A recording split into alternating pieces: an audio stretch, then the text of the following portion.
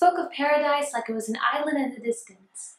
He spoke about it with the same kind of desperation that I have seen in the eyes of soldiers when they stared at pictures of who they were before the battlefield struck. His longing started as a whisper, as nothing more than a wistful gaze into the curling ocean.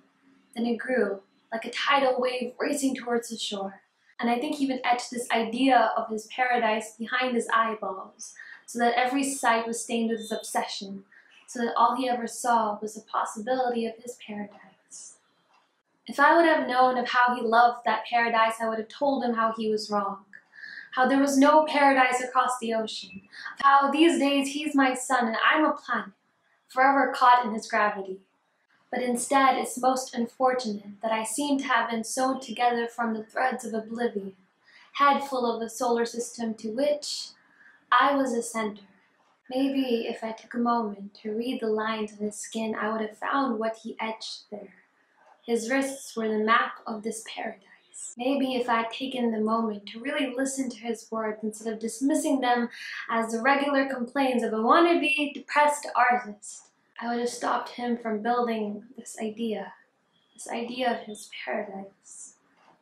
But it's most unfortunate that my hands never understood how even the warmth of a finger could melt somebody's winter and give them a summer to hold on to.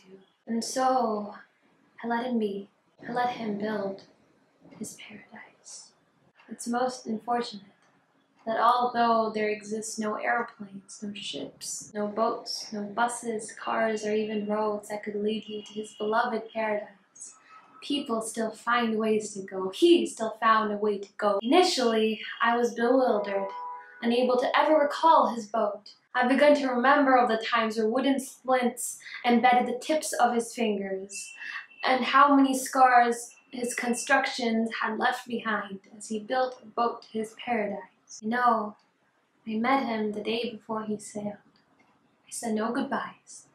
I said no, I love yous. I said no, please don't, I care. I said no, you are not alone. I said no, I promise you, you will get through this. I said no, you can get through this. I said no, please stay. I said no, there is no paradise. I said no, please, please choose life. I said no, please, please choose life. I wish I told him to please choose life. Instead, I watched him ready his sails. Before he left, he wrote me a letter of how he cared, of how he was sorry, and that he was just tired of the constant ache. He wrote to me of how he did not want to die, but of how life was no place for him, and how he was finally on a boat to his paradise. When I had found the letter, he had already sailed past the sea and into the roaring ocean. I imagine it drank him, slipped and sucked at his bones, with nothing left inside of him. I imagine of how the world would only see a little boy gasping beneath the weight of the ocean, silently calling for someone to help, but nobody ever turned to help.